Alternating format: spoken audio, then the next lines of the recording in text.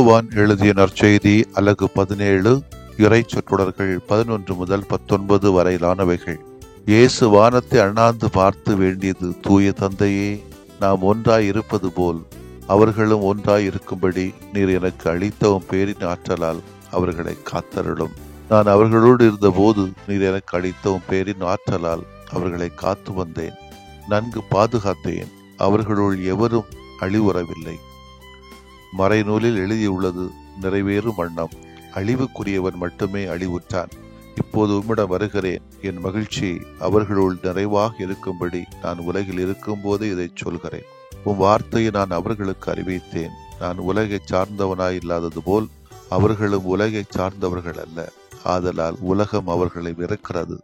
அவர்களை உலகிலிருந்து எடுத்துவிட வேண்டுமென்று நான் வேண்டவில்லை, தீயோரிடமிருந்து அவர்களை காத்தருள வேண்டுமென்றே வேண்டுகிறேன். நான் உலகை சார்ந்தவனாய் இல்லாதது போல் அவர்களும் உலகை சார்ந்தவர்கள் அல்ல. உண்மையினால் அவர்களை உமக்கு அர்ப்பணமாக்கியருளும். உமது வார்த்தையே உண்மை. நீர் என்னை உலகிற்கு அனுப்பியது போல நானும் அவர்களை உலகிற்கு அனுப்புகிறேன். அவர்கள் உண்மையினால் உமக்குரியவராகும்படி அவர்களுக்காக என்னையே உமக்கு அர்ப்பணமாக்குகிறேன். ஆண்டவரின் அருள்வாக்கு. இறைவா, உமக்கு நன்றி. அன்புக்கினிய சகோதரிகளை, சகோதரர்களே, இறை வார்த்தை இன்று நான் வாசிக்கின்ற பொழுதே என் மனதுக்குள்ளே ஒரு தெம்பும் ஆனந்தமும் நம்பிக்கையும் வருகிறது. நம்மை படைத்த கடவுள் நம்மை காக்க வேண்டும் என்று விரும்புகிறார். நம்மை காப்பதற்காக தன்னுடைய ஒரே மகனை அனுப்பினார். அந்த மகனும் திருப்பி தந்தையிடம் சென்று இந்த மக்களை காத்தருளும் என்று நம்மை குறித்து வேண்டுகின்ற பொழுது நம்முடைய இதயங்கள் எல்லாம் இதமாகிறது. நம் இறைவன் நம்மை காக்கிற தேவன். அவர்களை காத்தருளும், அவர்களை காத்து வந்தேன், நன்கு பாதுகாத்தேன் என்று சொல்லுகின்ற வார்த்தைகள் எல்லாம் இதயத்திலிருந்து வருகின்ற வார்த்தைகள். பல நேரங்களில் நம்முடைய ஜெபங்கள் எல்லாம் நம்முடைய மண்டையிலிருந்து, வாயிலிருந்து, தொண்டையிலிருந்து வருகின்ற வார்த்தைகளாகத்தான் நான் பார்க்கிறேன். இதயத்திலிருந்து, உணர்வுகளிலிருந்து வர வேண்டும் என்று நம்முடைய திருத்தந்தை எப்பொழுதுமே இறை வேண்டலை பற்றி சொல்லுகின்ற பொழுது எதிர்பார்க்கிறார். நம் இறைவன் ஆண்டவர் இயேசுவுடைய ஜெபம் இதுவாகத்தான் இருந்தது, மக்களை காத்தருளும் ஆண்டவரே தந்தையே என்று. அந்த நீயே, அந்த அவர்கள் நாம் தான். நம்மை காப்பதிலே நம் இறைவனுக்கு எவ்வளவு ஆர்வம் பாருங்க. இந்த ஏழை கூவி அழைத்தான், ஆண்டவர் அவனுக்கு செவிசாய்த்தார், அவர் எல்லா நெருக்கடி நின்றும் அவனை விடுவித்து காத்தார் என்ற திருப்பாடல் 34:6 சொல்கிறது. ஆண்டவருக்கு அஞ்சி வாழ்வோரை அவர்தம் தூதர் சூழ்ந்து நின்று காத்திடுவர் என்ற திருப்பாடல் 34:7 சொல்கிறது. வானகத்திலிருந்து அவர் எனக்கு உதவி அனுப்பி என்னை காத்திருள்வார் என்ற திருப்பாடல் 57:3 சொல்கிறது. திக்கற்ற பிள்ளைகளுக்கு தந்தையாகவும் கணவனை இழந்த ஆளின் காப்பாளராகவும் இருப்பவர் தூயகத்தில் உறையும் கடவுள் என்ற திருப்பாடல் 68:5 சொல்கிறது. நீர் போகும்போதும் உள்ளே வரும்போதும் இப்போதும் எப்போதும் ஆண்டவர் உம்மை காத்திருள்வார் என்று திருப்பாடல் 121:8 சொல்கிறது. உன்னை காக்க உன் தேவன் எடுக்கிற முயற்சிகள் எத்தனை எத்தனை. நாம் அனைவரும் ஒன்றாக இருக்க வேண்டும் என்றுதானே இயேசுவும் தந்தை விரும்புகிறார். யாரும் இந்த உலகத்திலே அழித்து போகக்கூடாது என்பதிலே கடவுள் குறியாக இருக்கிறார். எல்லோரும் பாதுகாக்கப்பட வேண்டும் என்பதிலே நம் இறைவனுக்கு அலாதி ஆசை. ஆனால் தீயனிடமிருந்து காத்தருளும் என்று வேண்டுகிறார். கண்ணின் மணி போல காத்து வருகிற பேரன்புக்கு நாம் சான்று பகர கடமைப்பட்டுள்ளோம். கிளாடியேட்டர் திரைப்படத்திலே தன் மாணவனை அரங்கத்திற்குள் அனுப்புகின்ற ஆசிரியர், உனக்கு விடுதலை வேண்டும் என்றால் மக்களை வெற்றி கொள் என்று சொல்லி அனுப்புவார். மக்களை அல்லது மனிதர்களை வெற்றி கொள்ளுதல் என்பது அவர்கள் மேல் உரிமை பாராட்டுதல் என்று அர்த்தம். ஆனால் நாம் சொல்வது போல அது எளிமையான காரியம் அல்ல. ஏனெனில் உளவியல் அடிப்படையிலே மக்கள் மாறக்கூடியவர்கள், விருப்பும் வெறுப்பும் பாராட்டப்படுகின்றவர்கள் மற்றும் மறைபொருட்கள். ஏனென்றால் அவர்களது உள்ளத்தில் இருப்பது மற்றவர்களுக்கு தெரியாது. இதனால்தான் இது அரிது என்று நாம் சொல்லுகிறோம். இயேசு மக்கள் மீது முழு உரிமை எடுத்து செயல்பட்டார் என்பதுதான் வரலாறு. எனவேதான் அவருக்கு சிலுவை. அது எளிதானதாக இருக்கவில்லை. அவருக்கு எல்லா மக்களும் ஒன்றாக இருக்க வேண்டும் என்றுதான் ஆசைப்படுகிறார். பல வேறுபட்ட பார்வைகள் இருக்கலாம், வேறுபட்ட சிந்தனைகள் இருக்கலாம், உணர்வுகள் இருக்கலாம். ஆனால் ஒன்றாக இருக்க வேண்டும் என்று விரும்புகிறார். எது நல்லதோ அதை ஒன்றாக செய்யுங்கள், ஒன்றாக பேசுங்கள் என்று சொல்கிறார். அத்தகைய உரிமையின் வெளிப்பாடுதான் இன்றைய இறைவாசகம். ஏனென்றால் மக்களோடு நடந்தார், உணவு அருந்தினார், அவர்களோடு தங்கினார். இப்போது அவர் தன் தந்தையிடம் செல்லக்கூடிய காலம் வந்து விட்டது. அதனால்தான் தன் உரிமையின் உச்சகட்டமாகி அந்த மக்களை பாதுகாக்க வேண்டிய பொறுப்பினை தன் தந்தையிடம் ஒப்படைக்கிறார். இது எந்த அளவிற்கு விளங்க வேண்டும் என்றால், கடவுள் தன் மகனிடம் ஒன்றாய் இருப்பது போல மக்களும் அவரோடு ஒன்றாய் இருக்க வேண்டும், தந்தை மகன் உறவு போல செயல்பட வேண்டும் என்பது இயேசுவின் விருப்பம். அந்த அளவுக்கு என்று பார்க்கின்ற போது இயேசு எப்போதுமே கடவுளின் நிழலாக செயல்பட்டார். ஏனென்றால் தந்தை அனுப்பிய பணியாளர் தற்போது மக்களுக்காக தந்தையிடம் அவர்கள் உலகை சார்ந்தவர்கள் அல்ல, உம்மை சார்ந்தவர்கள் என்று கூறி பாதுகாக்க வேண்டுகிறார். காரணம், மக்களோடு மக்களாய் செயல்பட்டார். நாம் மற்றவர்களை காத்துக்கொள்ள கொஞ்சமேனும் முயற்சி எடுப்போம், பணத்தாலும் பாசத்தால். இயேசுவின் குருத்துவ மன்றாட்டிலே தான் மணமகளும் ஒரு பகுதியை பார்க்கிறோம். தீயோனிடமிருந்து அவர்களை காத்தருள வேண்டும் என்று வேண்டுகிறேன் என்று வேண்டுகிறார். இயேசு ஒரு பரிந்துரையாளர். தந்தையின் வலப்புறம் வீற்றிருக்கின்ற அவர் நமக்காக தொடர்ந்து பரிந்து பேசி வருகிறார். நாமும் பிறருக்காக பரிந்து பேசுவோம். அவரது வல்லமை மிக்க பரிந்துரைகளில் ஒன்றுதான் இதுதான், தீயோரிடமிருந்து நாம் காக்கப்பட வேண்டும் என்பது. அப்படி என்று சொன்னால் நம்மை சுற்றி நிறைய தீயோர்கள் இருக்கிறார்கள் என்பதை நாம் கவனத்தில் கொள்ள வேண்டும். நம்பிக்கையில் நாம் மன்றாடுவோம். அனைத்து மக்களும் ஒன்றாக இருக்க வேண்டும். அனைத்து குடும்பங்களிலும் கணவன் மனைவி பிள்ளைகள் ஒன்றாக இருக்க வேண்டும். தீய மக்கள், தீய போக்குகள் எல்லாம் அவர்களை சுற்றி வருகின்ற பொழுது அவைகளிடமிருந்து இந்த மக்கள் பாதுகாக்கப்பட வேண்டும் என்று பாசத்தாலே அன்பாலே வேண்டுவோம். ஆமேன். மன்றாடுவோமாக. எங்களுக்காக பரிந்து பேசுகிற தெய்வமே இறைவா, உம்மை போற்றுகிறோம். எங்களுடைய நண்பர்கள் அன்பர்களுக்காக உம்மை வேண்டுகிறோம். ஆண்டவரே, தீயோனிடமிருந்தும் தீமைகளிலிருந்தும் அவர்களை காத்து அவர்கள் என்ன கனவுகளோடு வாழ்கிறார்களோ அந்த கனவுகளை விரைவிலே நனவாக்கி, குறிப்பாக குழந்தை பாக்கியம் இல்லாத மக்கள் ஏங்கி தவிக்கிறார்கள். திருமணமாகாமல் மகனுக்கு மகளுக்கு வயதாயும் திருமணமாகவில்லை என்ற ஏக்கத்திலே வாழ்கின்றவர்களுக்கு விரைவிலே அவர்கள் எதிர்பார்க்கக்கூடிய நல்ல ஒரு துணை அவர்களுக்கு தாரும். அதே போன்று எங்களுடைய மறைவட்ட அலுவலகத்தில் சில தேவைகள் இருக்கிறது. அதையும் இந்த மக்களுடைய உதவிகளாலே நிறைவுறச் செய்து மக்களே உதவி செய்கின்ற ஒரு பாங்கினை எங்களுக்கு மத்தியிலே உருவாக்கியருளும். எங்களுடைய உடல் உள்ள நோய்களை நீர் பாதுகாத்தருளும்.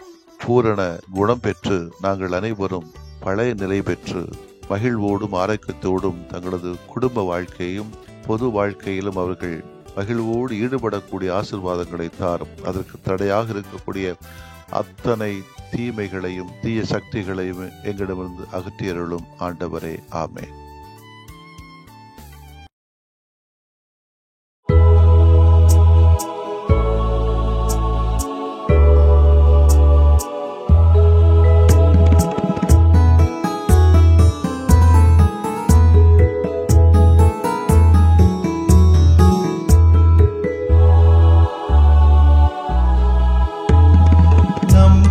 நலம் தருமே, இறை நம்பிக்கை நலம் தருமே.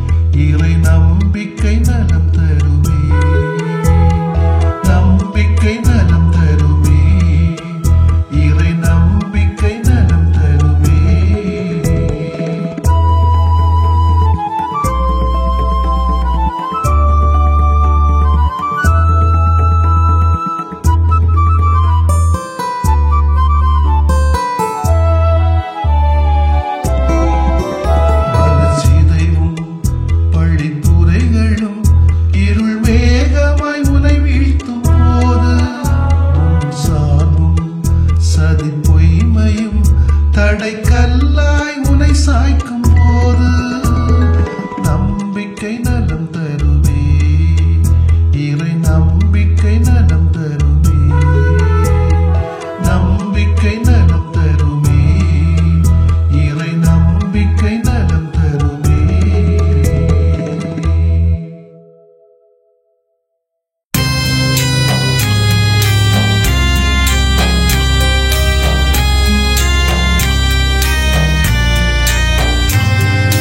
மாண்புயரிவருள்ளடையாளத்தை தாழ்ந்து பணிந்து ஆராதிப்போம்.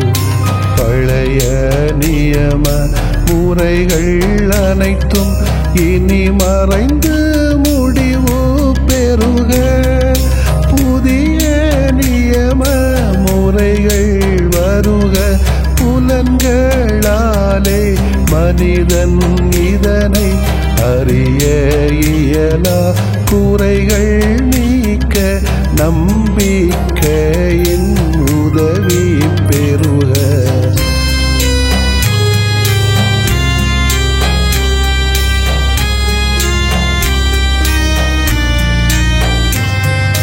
தந்தை அவர்க்கும் மகன் அவர்க்கும் புகழ்ச்சியோடு வெற்றியாக்கும். மீட்பின் பெருமை மாட்சிமையோடு வலிமை வாழ்த்து யாவுமாக. இருவரிடமாய் வருகின்றவராம் தூய ஆவியானவர்க்கும் அளவில்லாத சமப்புகழ்ச்சி என்றுமே உண்டாகுக. ஆமென்.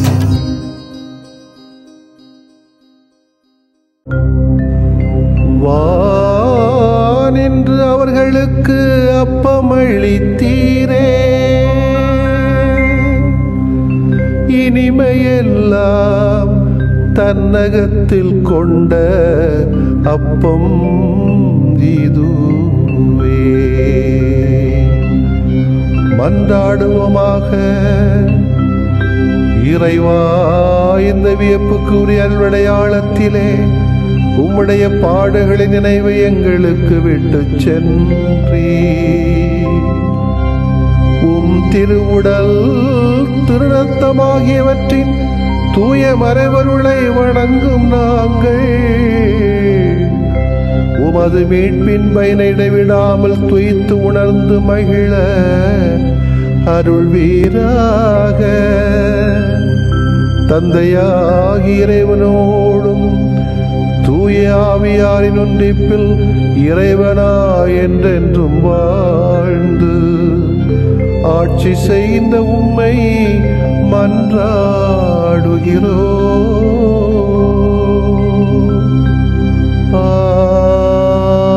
ஆமென்.